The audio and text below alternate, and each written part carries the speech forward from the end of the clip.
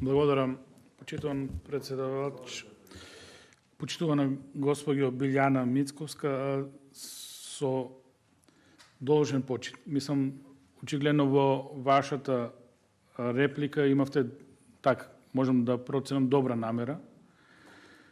Меѓутоа, знаете, ние во политиката имаме еден проблем после со имплементацијата на законите. Добро е што рековте дека ова е чадор закон и во суштина треба да ги покрие другите закони. Во таа насока беше и мојата дискусија. Да не ги суспендираме другите закони. Да не го суспендираме законот за земјоделски задруги. Тоа што ние имаме проблем во регистарот.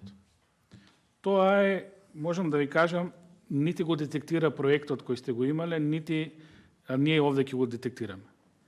Обично знаете како завршува тоа. Некаде има некоја земјоделска задруга, има некој имот и некој политичар ќе ја фрля око на тој имот. И што прави политичарот? Дига галама, правиме нов закон, потајно на него му е пикирано таму некоја задруга која не се знае веќе кој е, што е, како е, од Титова Југославија уште стои и он сака тоа да го таргетира и да го усвои. И се ова ќе го направи без да размислува за последици, единствено сака таму да влезе во игра.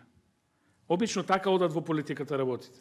Не стручно како вие што ни кажавте, за жал. И убаво во еден момент рековте, проблематиката треба, и проектот кажал, да се реши со дополна на постоечките закони.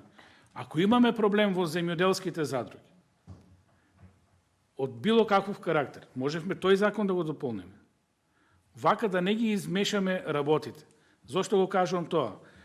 Во преодни одредби, член 54, уште на дискусијата го потенцирав, постојните задруги се должни да се организираат и усогласат согласно овој закон за една година.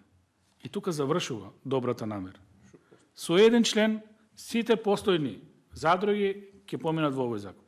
Какви правилници, какви подзаконски акти ќе се донесат после, тоа е една проблематика. Проблематиката на земјоделие и не го интересира тој некој политичар што фрлил пик на црвена звезда за другата кој има интересно имотче таму кај некоја рекичка. Тоа е проблемот. Ако некој фрлил пик, нека го решава согласно овој закон, меѓутоа да не го мешаме земјоделието во оваа приказка. Тоа ми е поентата. Благодарам.